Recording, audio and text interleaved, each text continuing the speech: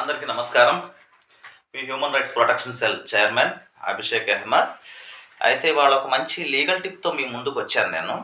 ఇదేంటంటే అందరికీ కూడా ఉపయోగకరమైనది. అందరికి కూడా మొత్తం కూడా మనకి ప్రభుత్వ కార్యాలయాల నుంచి మనకి సమాచారం సేకరించడం ఎలా? ఇదేంటంటే మనకి సమాచార హక్కు చట్టం, రైట్ ఇన్ఫర్మేషన్ యాక్ట్. ఈ రైట్ ఇన్ఫర్మేషన్ యాక్ట్ మనకి 2005లో మనకి మే 11 లోక్సభ ఆమోదించిందండి. ఇది మనకి లోక్సభ ఈ చట్టాన్ని రూపకల్పన చేసింది. మనకి 2005లో ఎంతోమంది కష్టంతో శ్రమించి చట్టాన్ని తయారు చేశారు. ఇదేంటంటే ఏది కూడా రహస్యం అనేది లేదు. మన చట్టంలో మన రికార్డర్స్లో కానీ, గవర్నమెంట్ సంబంధించిన విషయాల్లో కానీ, అలాగే సంస్థల్లోకి సంబంధించిన విషయాలు కానీ, ఉద్యోగులకు సంబంధించిన విషయాలు కానీ, లేకపోతే ఏదైనా సరే మన మనము ఈ యొక్క రైట్ ఇన్ఫర్మేషన్ యాక్ట్ ద్వారా సమాచారం నేరుగా పొందొచ్చు. ఇదేంటంటే పేద ప్రజలకు ఇదివరకు మనకు ఒక ఇది ఉండేది. ఒక ఇన్ఫర్మేషన్ కావాలంటే ఒక ప్రభుత్వ కార్యాలయానికి వెళ్తే మనకి ఎవరు ఆ ఇన్ఫర్మేషన్ ఇచ్చేవారు కాదు. అలాంటి సిచ్యువేషన్లో మనకి ఈ రైట్ ఇన్ఫర్మేషన్ యాక్ట్ అనేది మనకు ఒక బ్రహ్మాస్త్రం. పేదవాడికి, అలాగే న్యాయ పోరాటం చేసేవారికి ఒక బ్రహ్మాస్త్రం ది రైట్ ఇన్ఫర్మేషన్ యాక్ట్.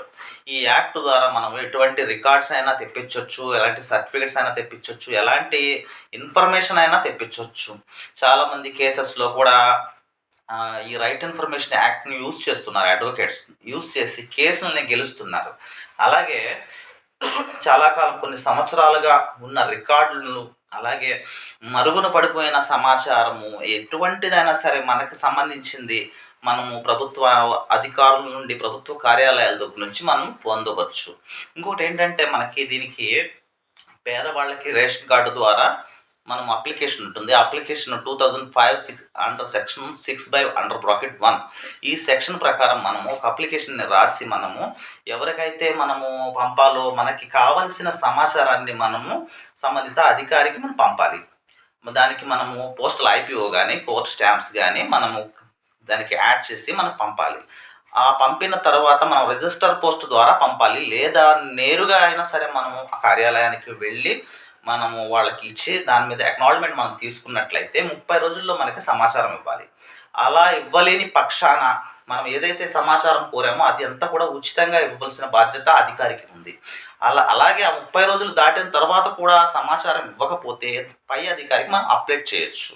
ఆ పై అధికారి కూడా స్పందించకపోతే రైట్ ఇన్ఫర్మేషన్ యాక్ట్ కమిషన్కి ఫిర్యాదు చేయొచ్చు. ఆ ఫిర్యాదు చేయడం వల్ల మనకి కమిషన్ పిలిపిస్తుంది, ఇద్దరు పార్టీస్ని పిలిపిస్తుంది, అపిలేట్ని పిలుస్తుంది.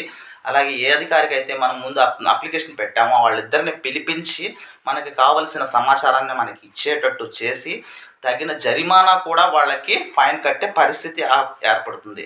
కాబట్టి ఇంకా చాలా కేసెస్లో కూడా మనకి రైట్ ఇన్ఫర్మేషన్ యాక్ట్ అనేది చాలా యూస్ఫుల్గా మనకి ఉపయోగపడుతుంది. ఇదేంటంటే పోరాడే వాళ్లకు, పేదవాళ్లకు మనకి బ్రహ్మాస్త్రం, ది రైట్ ఇన్ఫర్మేషన్ యాక్ట్ 2005. నమస్తే అండి.